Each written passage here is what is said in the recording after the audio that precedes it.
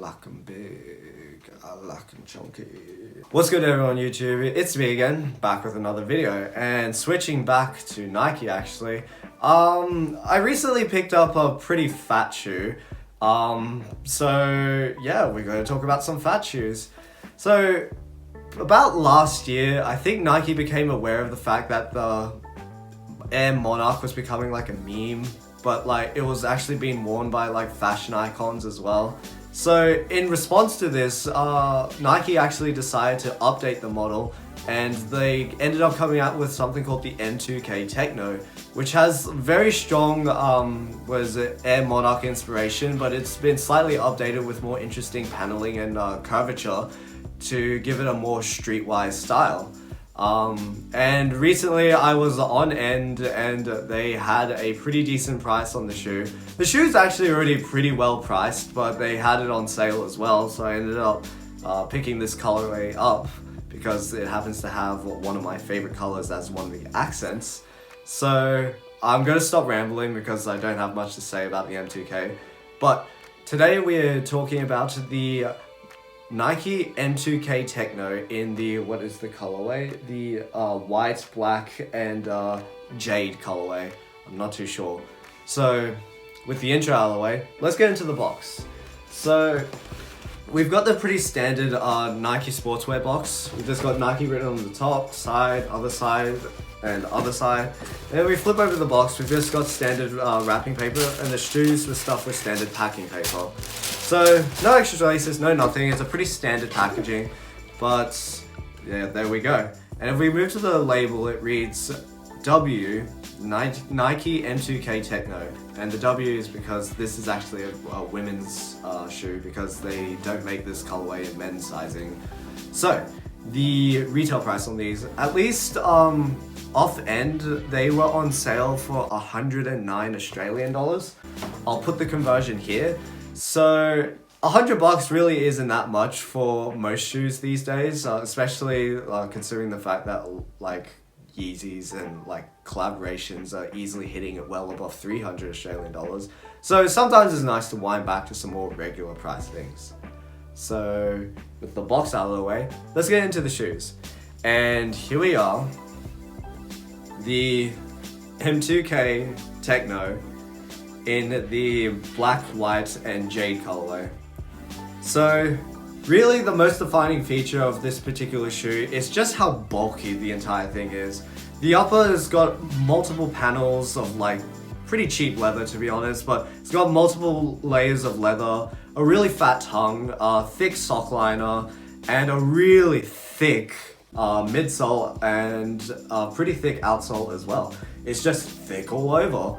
So in this particular colorway, we've got these sort of white base layer leather panels, and we've got this white Nike check as well. And then accenting this, we've got black leather layers that go along, say, the toe box and the midfoot of the shoe. And then running along the back, and this is the reason why I actually picked up the shoe, we've got this really nice, what they call jade color. To me, it really looks like a Tiffany blue, which I really love the Tiffany colorway. I used to own the Tiffany Dunks, like the recent, I'll show a photo of the particular Dunks I'm talking about, but I recently got rid of them, so I picked this up as sort of like a consolation, to be honest. But we've got all these layers, we've got the midsole, which has these really interesting sort of lines and curves to it, and I think most of it is just aesthetic. In terms of like the cushioning, I think this is just a standard like foam, there's no air. Unlike the Air Monarch, which actually has a full-length air unit, so $100 for full-length air, that's crazy. And then if we move to the outsole, it's got this like slightly like free-run type vibe with like the cutouts, as well as like a tennis shoe kind of feel with the sort of herringbone traction, or close to herringbone, it just looks wavy. But yeah, there isn't too much to say in terms of defining features of this shoe. I feel like there's a lot of people and a lot of videos about this shoe already, so I'll just move on to sizing actually. And in terms of sizing, because this was a women's shoe, I had to pick these, I had to do the whole size conversion thing, and I picked these up in a US 11, which translates to a men's US 9.5, and I would say they fit me actually pretty well. So the toe box is maybe a little bit short, I probably could have gone up half a size, But overall, I would say the fit was pretty good. So I would say if you are buying this, go true to size. And if you're wondering what the conversion is from women's sizes to men's sizes, it's a 1.5 sizes. So a women's 11 is a equivalent to a US 9.5 for men's. So I am usually a US 9.5. I pick these up in a women's 11 and they fit me pretty good. Now, in terms of comfort, despite the fact that it looks really chunky, it's actually not that heavy. And the foam actually is pretty okay underfoot. I think just because of the sheer amount of foam and the fact that it's pretty soft, it actually feels quite nice to stand in. In terms of the upper, this really is quite a cheap leather. When you take a step and you bend the toe box, you can sort of feel it cut into your foot a little bit. But with the sort of fat tongue as well, it's pretty good on feet. It does get quite hot though, as you know, with all these layers, you've got these no breathability whatsoever. And I will mention that no matter how tight I seem to pull the laces, there's actually quite a lot of heel slippage. I think this has a lot to do with the fact that the sole is so thick that it prevents the shoe from flexing quite easily. So overall, I would just say the comfort is pretty standard, but it's quite adequate for a $100 shoe. Now I get into the part of the video where I talk about my opinions of this shoe. And I do quite like the fat shoe trend that had been going for like a really long time now. I feel like it's starting to die down a little more now, but I still am quite a big fan of it. And this particular shoe, I think, is actually quite a nice shoe in terms of the paneling and the shape of it all.